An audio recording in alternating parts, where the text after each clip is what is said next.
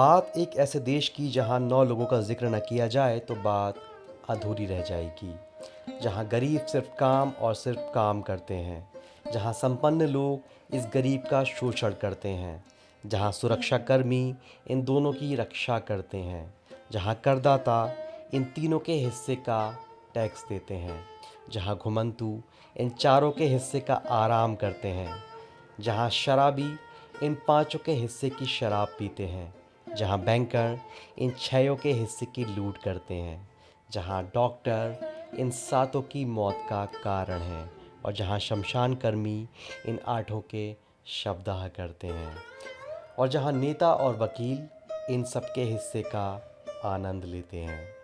इससे पहले कि आप अपनी कल्पना की उड़ान किसी गलत जगह में ले जाएं, मैं साफ कर दूं, मैं भारत की बात नहीं कर रहा। मैं बात कर रहा हूं रोमन एम्पायर की, जिसकी व्याख्या सीनेटर सिसरो ने इन 10 बिंदुओं से की थी। किताब में पढ़कर अच्छा लगा तो लगा शुरुआत यहीं से करते हैं। अब बात भारत की भी कर लेते हैं। फ़र्ज़ कीजिए भारत के संविधान में एक ऐसा क्लॉज होता कि संविधान 75 वर्षों बाद स्वतः नल एंड वॉइड हो जाएगा। किसी भी संविधान संशोधन द्वारा ना इस क्लॉज को बदला जा सकता है, ना संशोधित किया जा सकता है और ना ही निकाला जा सकता है। या फिर जैसे कि आजकल कुछ लोग अतिरंजित किस्म की बयानबाजी में कह देते हैं कि क्योंकि अब देश में एक नई किस्म की रुझान की राजनीति है, एक नया संविधान बनना चाहिए। आपको क्या लगता है, संसद और राज्य की विधानसभाओं में विमर्शों की दयनीय स्थिति को देखते हुए या फिर घटते हुए सत्रों की स्थिति को देखते हुए आपसी सहमति से कोई नया संविधान बनना संभव है? वो भी तब जब हमारा देश इतिहास के लगभग किसी भी समय से ज़्यादा स्थिर और शक्तिशाली फेज से गुजर रहा है। जवाब है शायद नहीं। जब ये देश खुद को राजनीतिक रूप से गढ़ने जा रहा था, यह सबसे अस्थिर और संवेदनशील समय से गुजर रहा था। हमारी संविधान सभा ने आपसी सहमति से एक संविधान गढ़ा। जहाँ जहाँ संविधान सभा में आपसी असहमति स्पष्ट और गंभीर थी, वहाँ वहाँ एक गहरी चुप्पी का सहारा लिया गया, जिसकी व्याख्या आने वाला समय खुद करने वाला था। आदर्श ये होता कि जनता के प्रतिनिधि इन चुप्पियों की व्याख्या समय के अनुसार करते, लेकिन पार्लियामेंट्री डेमोक्रेसी की एक बड़ी सीमा थी, चुनाव। ना सिर्फ भारत बल्कि किसी भी देश में ये व्याख्याएं इस हिसाब से आने लगीं कि कैसे ही सत्ता पर बैठे सत्ताधारी अपनी सत्ता को आगे भी बरकरार रख सकें। सिर्फ एकमात्र सत्य था और वो था वोट। ये विचार कि चुनाव जीतने से बढ़कर कुछ महत्वपूर्ण नहीं। इस विचार के आलोचक अक्सर ये बात कहते हैं कि ये एक अतिवादी विचार है, लेकिन इसके प्रत्युत्तर में अतिवादी तर्क देते हैं कि जितना ये जहन में बैठाया जाता है कि ये तुम्हारा वोट देना तुम्हारा देश के प्रति एक बड़ा कर्तव्य है, उतना ये नहीं समझाया जाता कि आपराधिक पृष्ठभूमि के साथ खड़े हुए उम्मीदवार को नामंजूर करना तुम्हारा उससे भी बड़ा कर्तव्य है। एसोसिएशन फॉर डेमोक्रेटिक रिफॉर्म की रिपोर्ट इस बात की बेशर्त गवाह है। क्या है कि जितनी ज़्यादा वोटिंग परसेंटेज होती है, ये भरोसा बना रहता है कि जनता की इस सिस्टम में उतनी ही ज़्यादा आस्था है और ये भरोसा सत्ता के लिए सबसे बड़ी राहत होती है। इसकी भरपाई में बिना दांतों वाला राइट टू रिजेक्ट अधिकार एक प्रभावहीन लालच है। खैर, हम बात कर रहे थे पार्लियामेंट्री डेमोक्रेसी की सीमा की। जब संविधान की चुप्पियों की व्याख्या एक तरफा ज़्यादा होने लगी, तब इस पर चेक एंड बैलेंस लगाने के लिए एक जिम्मेदारी दूसरे स्तंभ को दी गई, जो थी न्यायपालिका। संविधान के बाद के दशकों का इतिहास इन दोनों स्तंभों में तानातानी का रहा और आज भी हमारे उपराष्ट्रपति जितनी मुखरता के साथ अपने जजेस की नियुक्तियों को लेकर विचार रखते हैं, ये द्वंद्व अभी भी खत्म होते नहीं दिखता। खैर, आज बात पार्लियामेंट्री डेमोक्रेसी की या संसद की नहीं है।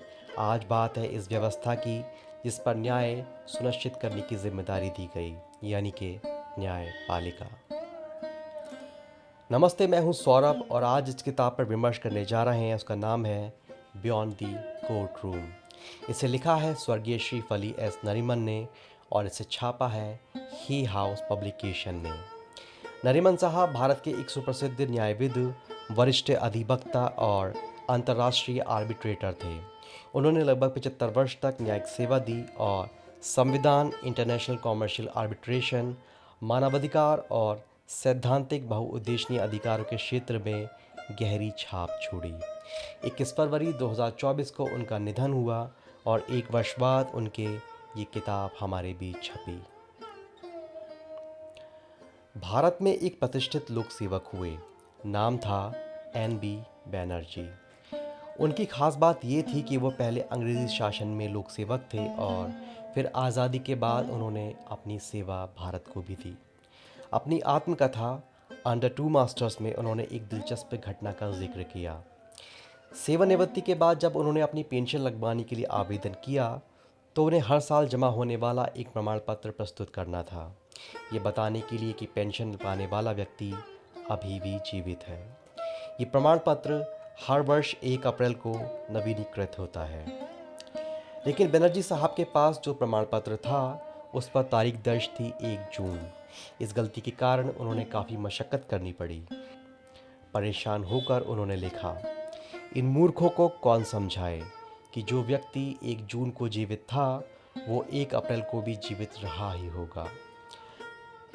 वो आगे लिखते हैं कि यही वो मूलभूत अंतर है जो अंग्रेज़ी शासन और भारतीय नौकरशाही में आया। अंग्रेज़ तथ्य से ज़्यादा तथ्य के मर्म को देखते थे, सब्सटेंस ओवर फॉर्म, जबकि भारतीय व्यवस्था केवल कागज़ पर लिखी तारीखों और औपचारिकताओं को सत्य मानती है, भले ही वो व्यावहारिक बुद्धि के खिलाफ ही क्यों ना जाए।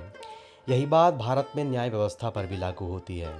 एन.बी. बनर्जी का ये उदाहरण किताब का हिस्सा नहीं है, लेकिन संभवतः ये उस समस्या को समझाता है जिसका जिक्र हम आगे करने जा रहे हैं। हमारे यहाँ सत्य की खोज नहीं, साक्ष्य की खोज पर जोर रहता है। अदालतें सच खोजने की जगह गवाही रिकॉर्ड करने की जगह बन गई हैं और चालाक व संपन्न लोग जांच को प्रभावित कर लेते हैं। इसलिए लेखक कहते हैं कि आज की सबसे बड़ी ज़रूरत है एक ऐसा न्यायाधीश जो शब्दों से अधिक अकथित संकेतों को समझने की क्षमता रखता हो। भारत की स्थिति का सार ये है कि too much law, too little justice, too much rhetoric and too little reform. लेकिन इसके बावजूद भारत के वकीलों ने कठिन समय में साहस दिखाया है, खासकर 1975 की इमरजेंसी के दौरान। तब जो लोग सबसे पहले सामने आए और आवाज़ उठाई वो वकील ही थे। आज भी कुछ वकील और कुछ एनजीओ PIL के ज़रिए बदलाव ला रहे हैं। फिर भी कई बड़ी समस्याएं हैं। हमें और जज चाहिए ताकि मुकदमों का जल्दी निपटारा हो सके। लंबी दलीलें और फैसले नहीं, हमें समाधान चाहिए। सर्वोच्च स्तर पर हमें न्याय देने की कोशिश करते हैं, लेकिन सफलता हमेशा नहीं मिलती। पॉलिश नोबेल विजेता मिलोश ने कहा था, तानाशाही में आज़ादी की चाह है और आज़ादी में भ्रष्टाचार के अंत की। हम अक्सर भ्रष्टाचार की लड़ाई को कानूनों की संख्या या 2 सिद्धियों की गिनती से मापते हैं, लेकिन असली पैमाना ये होना चाहिए कि आम जनता जो व्यक्तिगत रूप से भ्रष्टाचार को बुरा मानती है, सामूहिक रूप से उसे कितना सहन कर रही है। सालों से लगता है कि हमने भ्रष्टाचार को पहले से ज़्यादा सहना सीख लिया है। लोकसभा चुनावों 2004, 2009, 2014, 2018 और उसके बाद भी आपराधिक मामलों वाले सांसदों की संख्या हर वर्ष बढ़ती गई है। ब्राइब्स नामक किताब में अमेरिकी लेखक नूनन कहते हैं कि रिश्वत और इंसानी गरिमा एक साथ नहीं रह सकते, इसलिए भ्रष्टाचार के खिलाफ एक दिन बिगुल बजेगा, जैसे गुलामी खत्म हुई। लेकिन क्या गुलामी सच में नैतिक तरीके से खत्म हुई थी? अमेरिका का उदाहरण लें तो 1865 में राष्ट्रपति लिंकन ने 13वां संविधान संशोधन पास कराया, जिससे गुलामी का अंत हुआ। लेकिन 2 वोट कम थे और उन 2 वोटों को व्यवस्थित करने के लिए कहा गया। कुछ सांसदों को पद, चुनावी सहायता या अन्य हितों के लालच को राजी किया गया। आखिरकार ये संशोधन पास हुआ सिर्फ 2 वोटों के अंतर से। नैतिक लक्ष्य था, लेकिन तरीके अपवित्र थे। चाणक्य के समय में भी भ्रष्टाचार था। उन्होंने अर्थशास्त्र में लिखा था कि जैसे जीभ पर शहद या विष लगे तो उसे चखे बिना नहीं रहा जा सकता, वैसे ही राजकोष में काम करने वाला थोड़ा बहुत राजस्व चख ही लेता है। लेखक एक बेहद रोचक और व्यंग्यात्मक तुलना प्रस्तुत करते हैं। ऑस्ट्रेलिया और भारत की भ्रष्टाचार विरोधी संस्थाओं को लेकर। वो बताते हैं कि हाल ही में ऑस्ट्रेलिया में एक इंटीग्रिटी कमीशन का गठन हुआ। इस पर एक ऑस्ट्रेलियाई अपीलीय न्यायाधीश ने तीखी टिप्पणी की। ये वो इंटीग्रिटी कमीशन है जिसे आप तब बनाते हैं जब वास्तव में आप कोई इंटीग्रिटी कमीशन नहीं बनाना चाहते। इसका आशय ये था कि एक ऐसी संस्था जो केवल दिखावे के लिए बनाई गई थी ताकि सरकार जनता को ये दिखा सके कि भ्रष्टाचार के खिलाफ वो कार्यवाही कर रही है, जबकि वास्तव में उसकी कोई ऐसी मंशा नहीं थी। ये संस्था वास्तव में भ्रष्ट लोगों को पकड़ने के लिए नहीं, बल्कि उनको छुपाने के लिए एक मंच बन गई है, एक दीवार जिसके पीछे भ्रष्ट अधिकारी खुद को छुपा सकते हैं। फिर लेखक ये कहकर और गहरा व्यंग करते हैं कि यही बात भारत की भ्रष्टाचार निरोधक एजेंसियों जैसे कि सीबीआई, सीबीसी और दूसरी निगरानी संस्थाओं पर भी ऐसी की ऐसी लागू होती है। उनका कहना है कि ये संस्थाएं अब इतनी कमज़ोर और निष्क्रिय हो चुकी हैं कि इनकी तुलना एक छन्नी से की जा सकती है। हमारे संविधान की शुरुआत होती है हम भारत के लोगों से। ये शुरुआत बताती है कि ये संविधान दरअसल किसका और किसके लिए था। लेकिन जब हम अखबार पढ़ते हैं तो एक सवाल सामने आता है, क्या ये वही आम लोग हैं? क्योंकि अखबारों में जिनके बारे में हम पढ़ते हैं वो आम लोग नहीं होते, बल्कि वे वो लोग होते हैं जिन हम पर शासन करने का दावा करते हैं, और ज़्यादातर मौक़ों पर वो भरोसों पर खरे नहीं उतरते। एक विशाल विविधतापूर्वक देश में जिसे नोबेल पुरस्कार विजेता B.S. नैपॉल ने आ मिलियन म्यूटिनीज़ का यानी के लाखों बगावतों की धरती कहा था, आम आदमी कौन है, ये सवाल महत्वपूर्ण है। आज का आम आदमी अपने संविधान को देखेगा तो बिल्कुल ही सवाल करेगा, हमने इससे क्या पाया है, इसने हमारी ज़िंदगी किस स्तर तक बेहतर की है। क्या ये वही कठिन सवाल नहीं है जो हमें हमारी न्याय की पहुंच तक की बहस में बार बार धकेलते हैं? और न्याय व्यवस्था की हालात हमें पहले से पता है। हर साल 50 लाख आपराधिक मामले दर्ज होते हैं। निचली अदालतों में लगभग 1.5 करोड़ मामले लंबित हैं, लेकिन केवल 12,177 जज हैं। लगभग 1.5 करोड़ आरोपी मुकदमों की प्रतीक्षा में हैं, जिनमें से 2 लाख लोग जेल में हैं। हर साल 63 लाख लोग गिरफ्तार होते हैं और 2,500 से ज़्यादा पुलिस हिरासत में मारे जाते हैं या प्रताड़ित होते हैं। अदालतें हर साल 19% मामले ही निपटा पाती हैं। सभी राज्यों के लिए कानून सेवा बजट मात्र 3 करोड़ रुपए का है, जिसमें बहुत सा हिस्सा खर्च ही नहीं होता। अपनी किताब में उड़ीसा हाई कोर्ट के चीफ जस्टिस डॉक्टर मुरलीधरन इसे लीगल सिस्टम एज ऑपरेसर बुलाते हैं। पूर्व एडवोकेट जनरल N.C. जैन ने यह सलाह दी थी कि लंबित मामलों के निपटारों के लिए रिटायर्ड जजों को अस्थायी रूप से नियुक्त किया जाए, लेकिन वो रिपोर्ट अभी भी धूल खा रही है।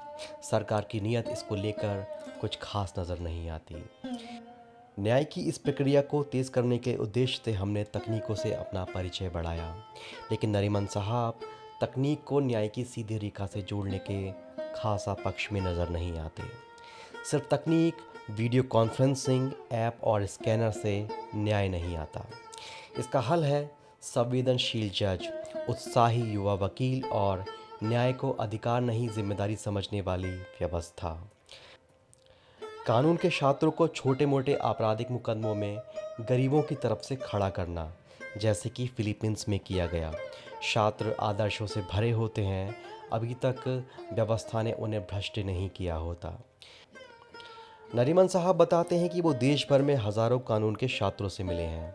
उनमें जुनून और जिम्मेदारी है। गरीबों को कानून की मदद दान के रूप में नहीं, राज्य के कर्तव्य के रूप में होनी चाहिए, और ये युवा वकील बेहतर इसे निभा सकते हैं। नरीमन साहब का आरंभिक तजुर्बा बॉम्बे हाई कोर्ट में रहा। एक लंबा समय, लगभग 22 साल उन्होंने यहाँ निकाले। इससे जाहिर है कि वो इसका जिक्र भी करेंगे ही। इस कोर्ट की इमारत बाहर से खूबसूरत और अनोखी है, लेकिन इसकी असली ताकत इसके अंदर है। पिछले 150 सालों में कई जजों और वकीलों ने अपनी मेहनत और निष्ठा से इसे मजबूत किया है, जिससे ये कोर्ट आज भी सम्मानित है। 50 साल पहले 1962 में बॉम्बे हाई कोर्ट के 100 साल पूरे हुए। तब चीफ जस्टिस एच के चनानी और उनके साथी जजों ने इसकी कहानी लिखने का फैसला किया। वकील और विद्वान पी.बी. वाछा को ये ज़िम्मा सौंपा गया। वाछा ने साफ कहा कि वे अपनी मर्ज़ी से लिखेंगे, बिना किसी दबाव के या सेंसरशिप के। उनकी किताब फेमस जजेस, lawyers and cases of Bombay में कोर्ट के मशहूर केस, जज और वकील शामिल हैं। इनमें एक अहम केस था 1908 में बाल गंगाधर तिलक के राजद्रोह का मुकदमा। तिलक ने अखबार केसरी में कुछ लेख लिखे जिनके लिए उन पर मुकदमा चला। सेंट्रल कोर्ट में तिलक ने खुद को अपनी पैरवी की और जूरी को प्रभावित किया, लेकिन जज दीनशाह दावर ने उनके खिलाफ फैसला सुनाया। जज ने कहा, पत्रकार सरकार की आलोचना कर सकता है, लेकिन उसे बेईमान या अनैतिक नहीं कह सकता। जूरी ने 7-2 से तिलक को दोषी ठहराया। सज़ा सुनाते वक्त जज ने तिलक की तीखी आलोचना की और उन्हें 6 साल की सज़ा और 1,000 रुपये का जुर्माना लगाया। तिलक ने जवाब में कहा, मैं बेगुनाह हूँ। ऊपर वाले की मर्ज़ी है कि मेरी तकलीफ़ से मेरी मकसद को और मजबूती मिलेगी। वाछा ने लिखा कि ये फ़ैसला कानूनी तौर पर सही हो सकता है, लेकिन राजनीतिक तौर पर गलत था। वाछा ने एक और बात जोड़ी। तिलक के मुकदमे वाली जगह पर एक मार्बल की एक स्मृति का पत्थर लगाया गया, जिस पर तिलक का बयान लिखा था कि मैं बेगुनाह हूँ। इसका उद्घाटन चीफ जस्टिस एम.सी. चागला ने किया। वाछा ने इस पत्थर पर और चागला के भाषण की आलोचना की। उन्होंने कहा, पुराने जजों की गलतियों के लिए नई पीढ़ी के जजों को पट्टियां नहीं लगानी चाहिए। अगर ऐसा चलता रहा तो कोर्ट में सिर्फ पट्टियों की लाइन लग जाएगी। इतिहास का फैसला हमेशा सही नहीं होता।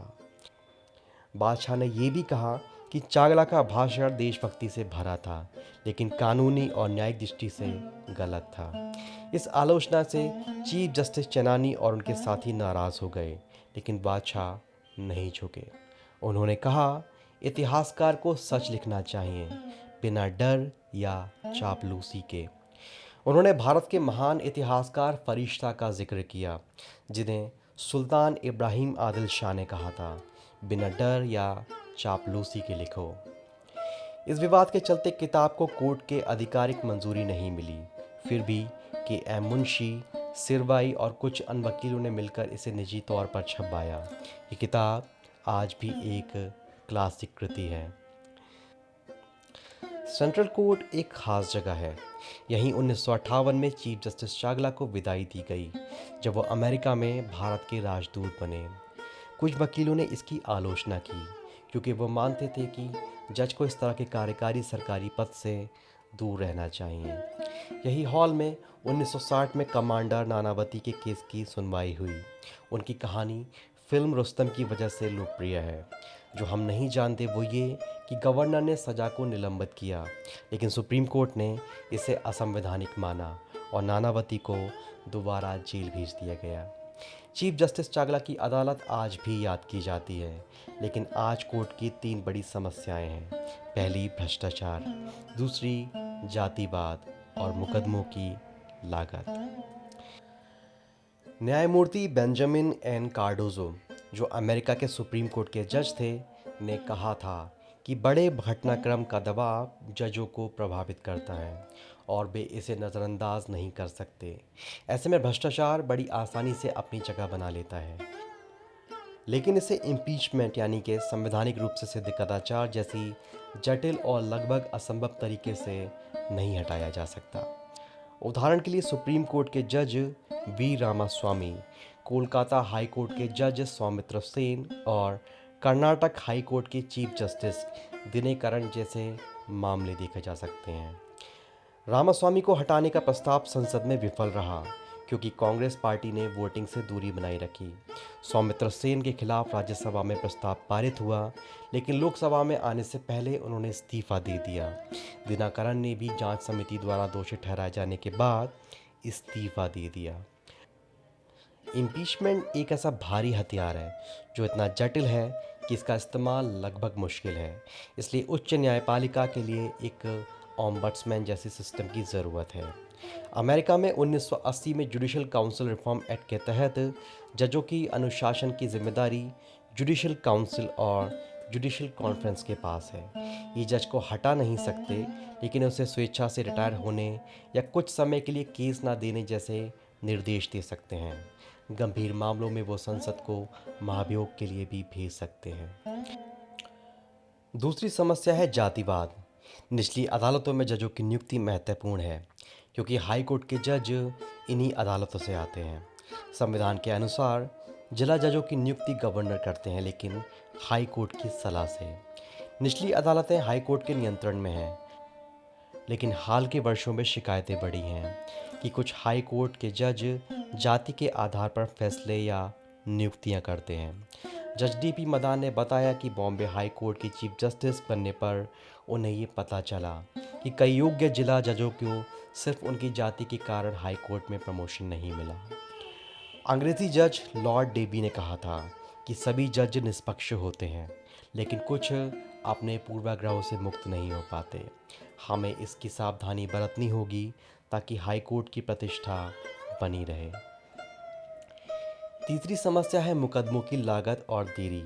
ये जिम्मेदारी वकीलों की और विधायिका की है। वकीलों को सभी के लिए सुलभ होना चाहिए, चाहे कोई उन्हें अफोर्ड कर सके या नहीं। वकील ना सिर्फ न्याय के इंजन के ईंधन हैं, बल्कि एक उत्प्रेरक भी हैं, जो जज और पक्षकारों के बीच पुल का काम करते हैं। लेकिन इसके लिए वकील का कुशल और ईमानदार होना बहुत ज़रूरी है। 1859 में जर्सी राज्य का एक कानून, जो बॉम्बे हाई कोर्ट के बनने से पहले का है, कहता है वकील को अपनी विशेष क्षमता साबित करनी चाहिए। वकील और डॉक्टर में समानता है। दोनों के हाथ में जीवन और मृत्यु जैसे फैसले हैं। क्लाइंट और मरीज़ दोनों का भरोसा चाहिए कि वो सुरक्षित हाथों में है। वकील को समाज की सेवा करते हुए अपनी आजीविका कमानी चाहिए, ना कि लालच और बेईमानी से। निचली अदालतों को भी नज़रअंदाज नहीं करना चाहिए। प्रिवी काउंसिल ने जिला जजों की अहमियत को पहचाना था। वे अक्सर जिला जजों की फैसलों की तारीफ करते थे, जो हाई कोर्ट ने पलट दिए थे। लेकिन आज रिट याचिकाओं और संवैधानिक मामलों की भीड़ में जिला जजों को भुला दिया गया है। हमारे संविधान में जिला जजों को प्रशासनिक अधिकारियों के कार्यों की जांच का अधिकार नहीं दिया गया, जो कि एक बहुत बड़ी गलती है। अमेरिका में जिला जजों के पास अधिकार हैं। एक अमेरिकी जज केन ने 1888 में श्रीनगर में बताया था कि उन्होंने एक वकील पर $15,000 का जुर्माना लगाया था, क्योंकि उसने बिना कारण सुनवाई में देरी की।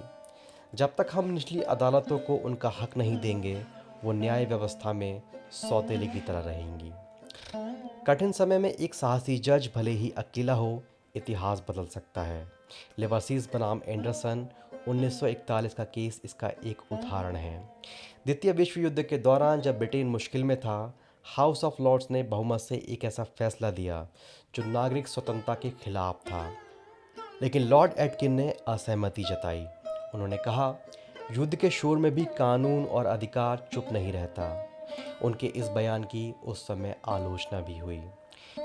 उनकी कॉलीग्स ने उनसे बात करना बंद कर दिया, लेकिन 1980 में हाउस ऑफ लॉर्ड्स ने इसे माना कि एटकिंस सही थे। उनके शब्द आज भी गूंजते हैं। 1975-76 की आपातकाल के दौरान भारत में हाई कोर्ट की रिट शक्तियाँ, जो कि अनुच्छेद 226 से मिलती हैं, को कम करने की कोशिश हुई। स्वर्ण सिंह की अध्यक्षता वाली समिति ने इसे बचाया। स्वर्ण सिंह ने कहा कि राजनीतिक दबावों के कारण मंत्री व्यक्तिगत मामलों में न्याय नहीं कर सकते, इसलिए कोर्ट को ये काम करने देना चाहिए।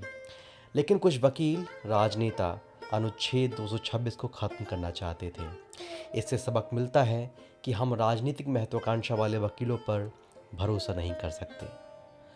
भारत का सुप्रीम कोर्ट देश की हर अदालत और ट्रिब्यूनल पर नज़र रखता है। इसका फैसला सभी पर बाध्यकारी है, लेकिन भविष्य में इसे और मजबूत करना होगा। जजों को अपनी स्वतंत्रता खुद बचानी होगी। अमेरिका में 1980 में जुडिशल काउंसिल एक्ट जजों को अनुशासित करता है। भारत में भी एक ऐसा कानून बनना चाहिए। 2005 में सुप्रीम कोर्ट ने केस मैनेजमेंट के लिए ब्लूप्रिंट दिया, जिसमें केस को फास्ट, नॉर्मल और स्लो ट्रैक में बांटने की बात कही, लेकिन हाई कोर्ट ने इसे लागू नहीं किया। हाई कोर्ट अपनी प्रशासनिक स्वायत्तता के कारण जवाबदेह नहीं है। सुप्रीम कोर्ट को हाई कोर्ट के कामकाज की जिम्मेदारी मिलनी चाहिए। साथ ही जजों को अपनी वित्तीय जानकारी सार्वजनिक करनी चाहिए, जैसे अमेरिका में होता है। भगवत गीता में कहा गया है, महान व्यक्ति जो करता है वही दूसरों के लिए मिसाल हो जाता है। जजों को ऐसा उदाहरण पेश करना चाहिए ताकि समाज में ईमानदारी और पारदर्शिता बनी रहे। अगला विषय जो नरीमन जी उठाते हैं वो है संविधान। 395 अनुच्छेद, 8 अनुसूचियाँ और कुल मिलाकर 251 पन्नों का आधिकारिक मसौदा। भारत के संविधान को बनाने में 2 साल से ज़्यादा का समय लगा, लेकिन ब्रिटिश कॉमनवेल्थ इतिहासकार सर आइवर जेनिंग्स को ये पसंद नहीं आया। 1951 में मद्रास यूनिवर्सिटी में एक भाषण में उन्होंने कहा, ये संविधान बहुत लंबा है, बहुत जटिल है, बहुत उलझाऊ है, और इसकी जिम्मेदारी का ठीकरा उन्होंने वकीलों और राजनेताओं से भरी संविधान सभा पर फोड़ा। पर नियति कभी कभी जवाब देती है। जब जेनिक्स ने श्रीलंका को, उस समय जो सीलोन था, के लिए एक नया संविधान बनाया, वो सिर्फ 7 साल चला। यही सबसे पहला सबक है कि कोई भी संविधान अपने आप में काम नहीं करता, उसे जीवित रखना पड़ता है।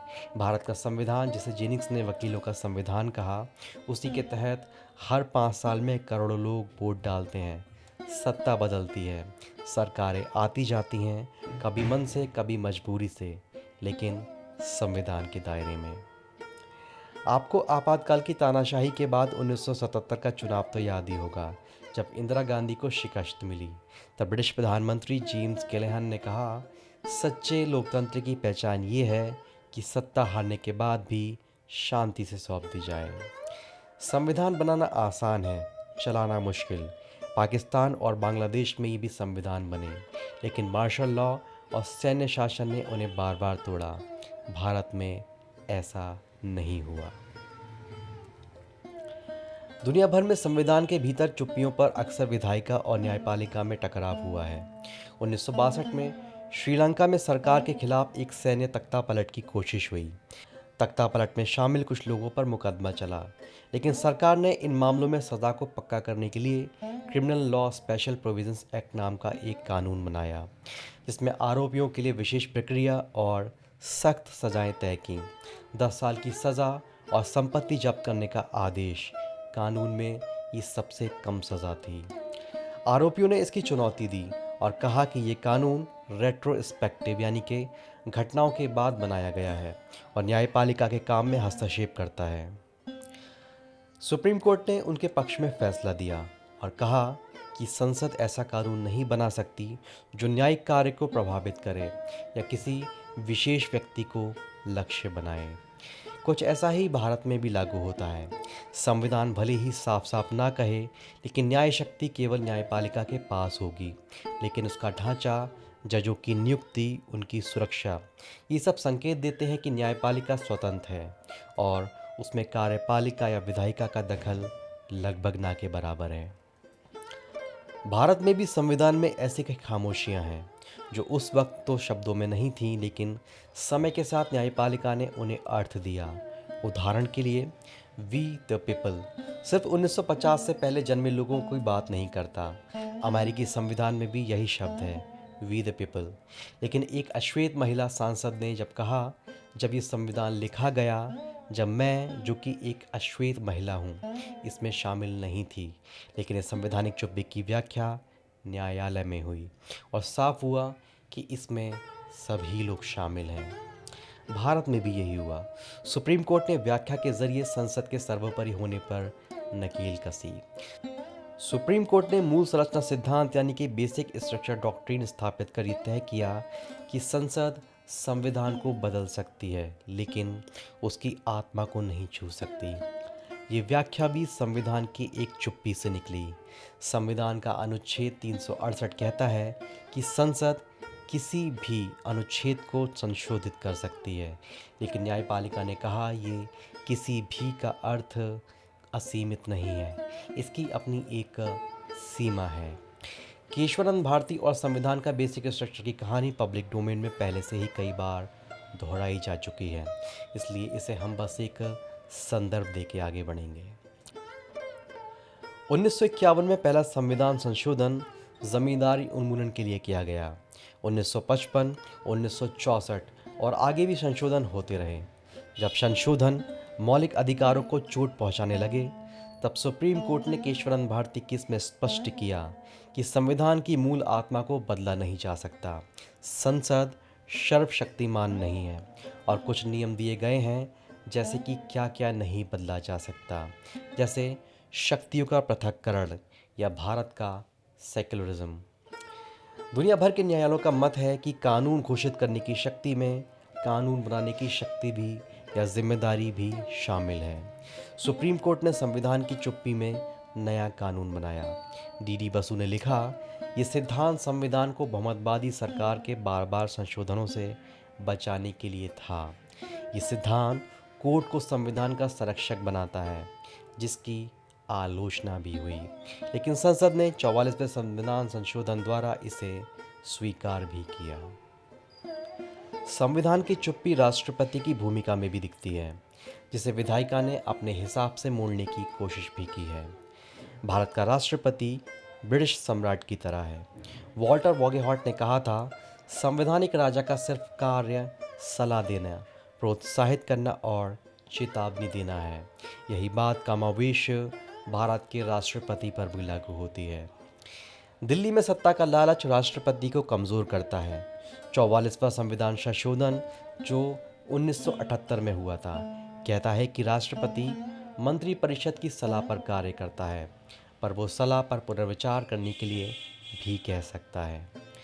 राष्ट्रपति शंकर दयाल शर्मा ने 1996 में 2 अध्यादेशों को लौटाया, क्योंकि वो संवैधानिक मर्यादा के खिलाफ थे।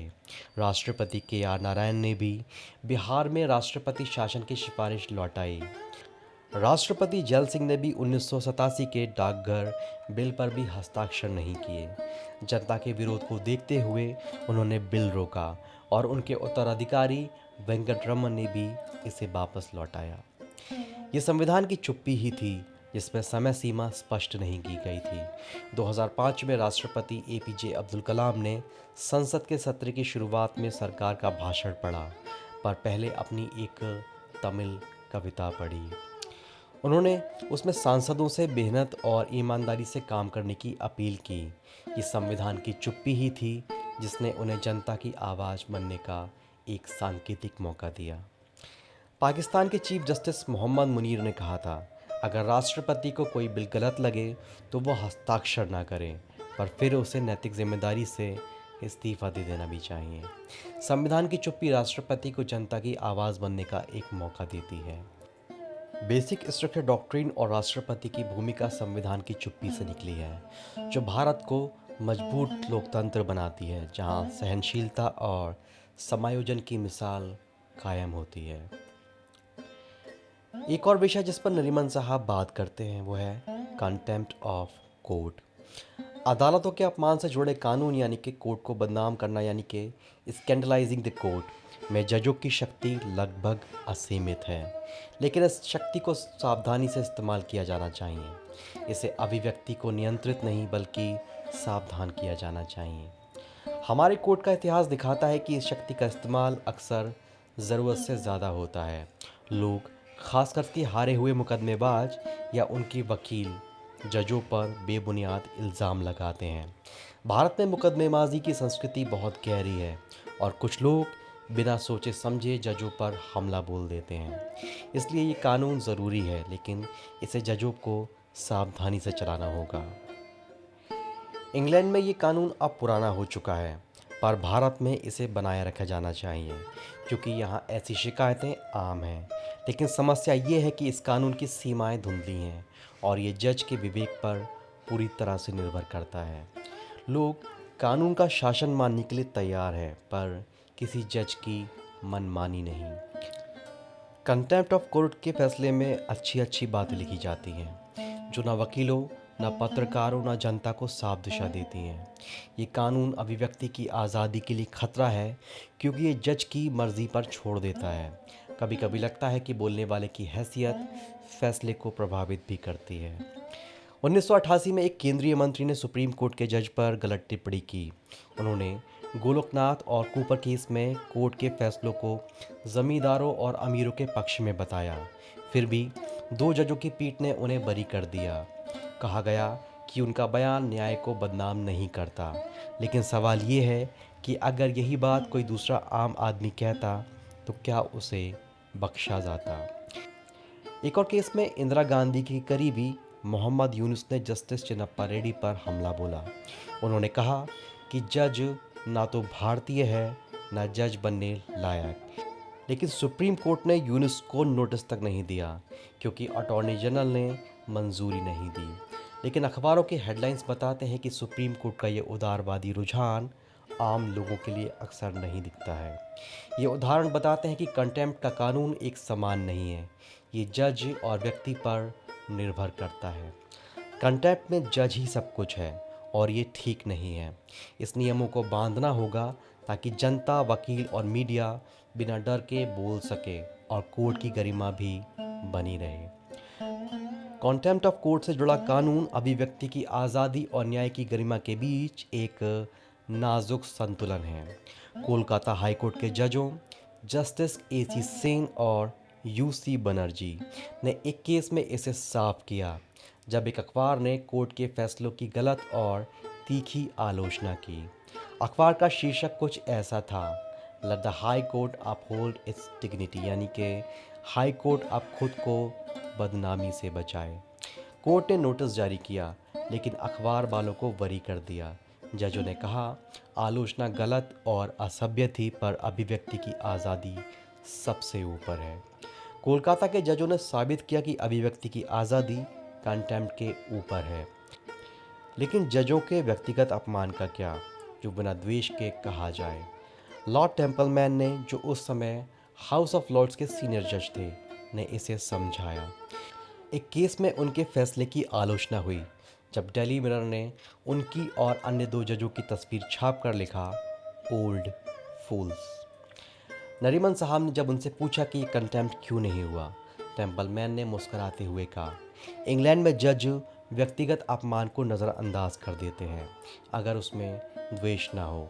मैं बूढ़ा हूँ और अगर मुझे कोई मूर्ख मानता है तो ये उसका हक है, लेकिन अगर कोई मुझे बेईमान कहेगा तो हम उसे कोर्ट में घसीटेंगे।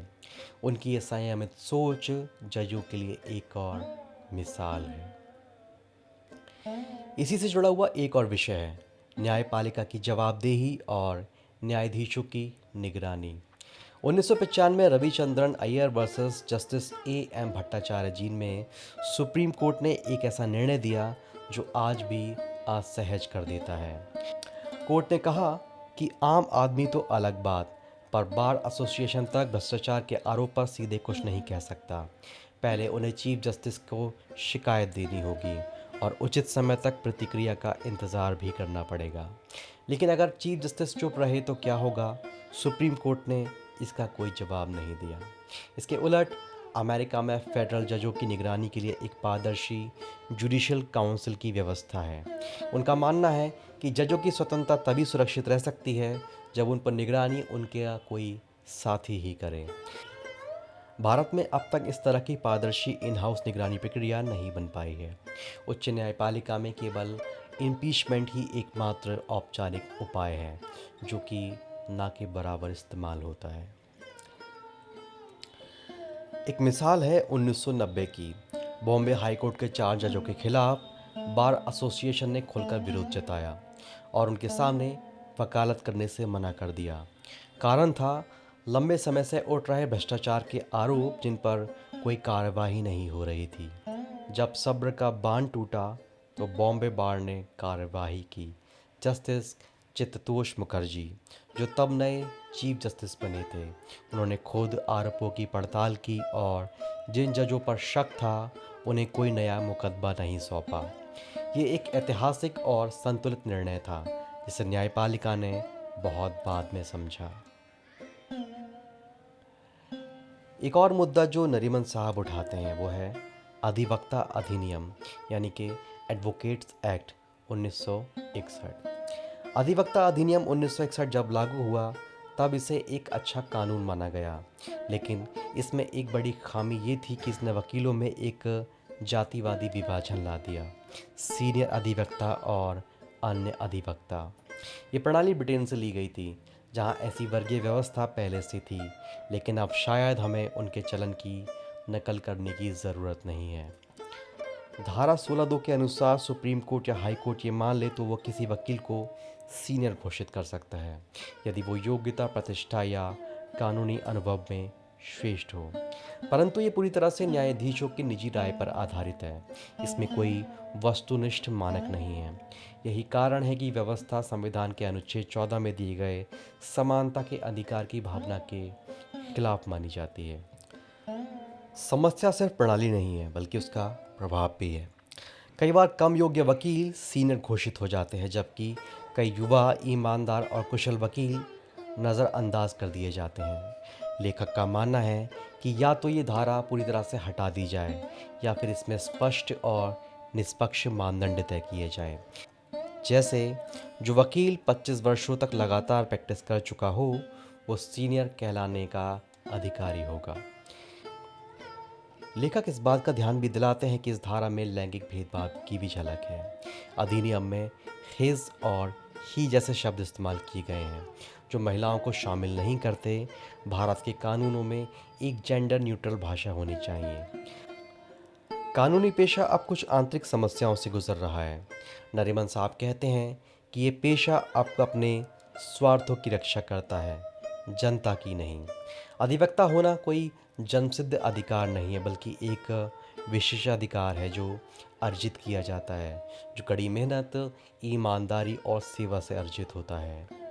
आज आम जनता वकीलों के पास उसी हिचक से जाती है जैसे किसी सरकारी अस्पताल। वो वहाँ सिर्फ मजबूरी में जाते हैं, भरोसे से नहीं।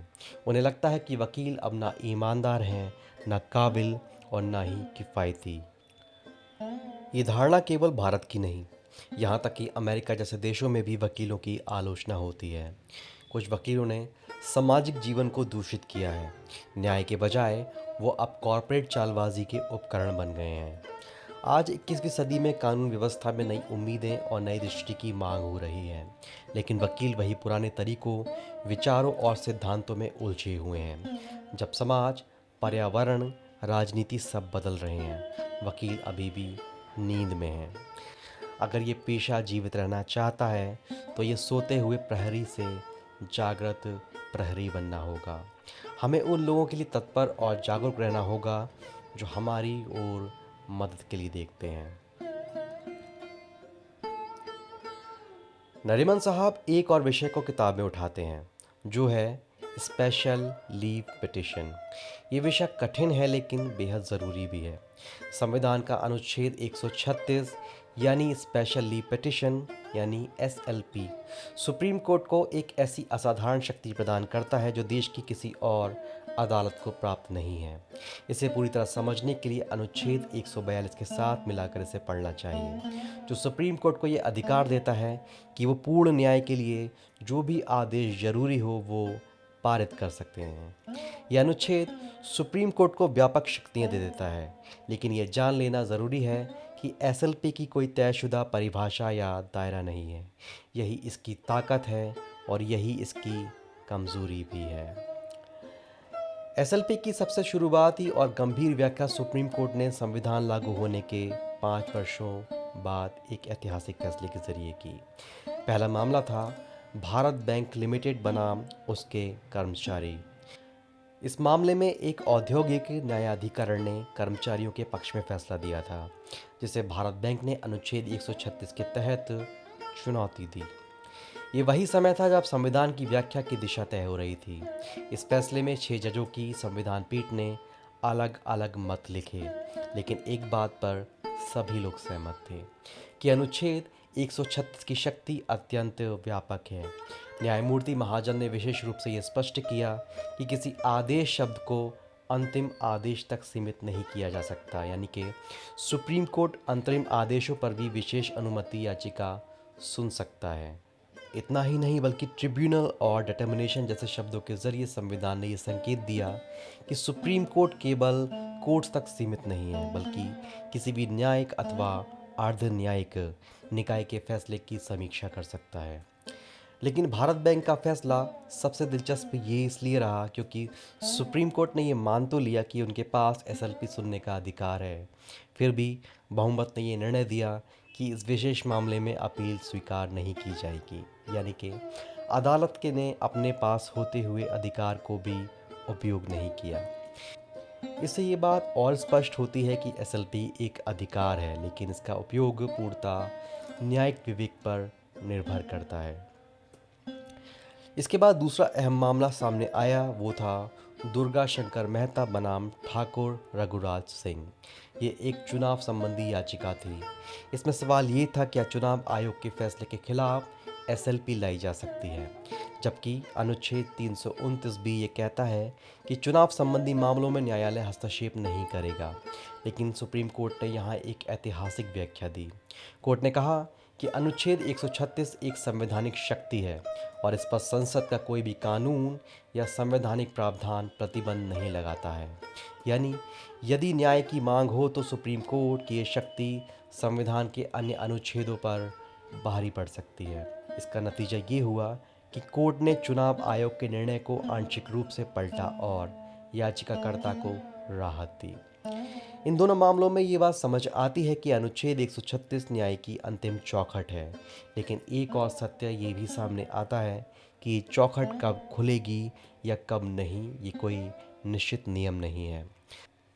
दशकों तक सुप्रीम कोर्ट ने पेश होने वाले अनुभवी वकील भी इसकी भविष्यवाणी नहीं कर सकते कि कौन सी एसएलपी स्वीकार होगी और कौन सी नहीं। इस विषय पर अदालत का उत्तर अक्सर यही होता है कि इट ऑल डिपेंड्स। ये सब कुछ उस न्यायाधीश के विवेक, उसकी संवेदनशीलता और अंतरात्मा पर निर्भर करता है जिसने संविधान और कानून की रक्षा की शपथ ली है। लेकिन वो ये रक्षा किस रूप में करेगा, इसका कोई स्पष्ट मार्गदर्शन ना संविधान देता है और ना ही कोई कानून। लेखक एक अनुभव साझा करते हैं जिसमें जब उन्होंने सुप्रीम कोर्ट में एक याचिका में खड़े होकर दलील दी, माय लॉर्ड्स, इस याचिका में एक महत्वपूर्ण विधिक प्रश्न ये है, तो जज ने उन्हें बीच में ही रोकते हुए कहा, इस केस में सबसे महत्वपूर्ण बात यह है कि आप यहाँ पेश हुए हैं, याचिका खारिज। यही है एसएलपी की दुनिया। दरअसल अत्यधिक शक्तिशाली लेकिन पूरी तरह से विवेकाधीन और इसलिए अनिश्चित। तो कुल मिलाकर अनुच्छेद 136 देश की न्याय व्यवस्था की सबसे बड़ी ताकत और सबसे बड़ा रहस्य दोनों है। ये उस अंतिम आशा की तरह है जो कानून की तमाम दीवारों और प्रक्रियाओं के पार भी न्याय की एक झलक पाने के लिए बनी है। लेकिन इसमें उतरना आसान नहीं है और इसे पार करना और भी मुश्किल। ये किताब इसके अलावा और बहुत सारे मुद्दे हैं जिन पर बात करती है, जैसे जम्मू कश्मीर के आर्टिकल 370 के निरस्त होने के संवैधानिक पक्ष पर नरीमन साहब अपनी राय रखते हैं। बार के जूनियर मेंबर्स की आचरण, शक्तियों के पृथक्करण, भूमंडलीकरण के दौर में लीगल प्रोफेशन, मानवाधिकारों के अंतर्राष्ट्रीय रुझान, वकीलों के प्रोफेशन में नैतिकता, GST, arbitration, interstate dispute settlement, इन सब विषयों पर भी नरीमन साहब गहराई से विचार रखते हैं।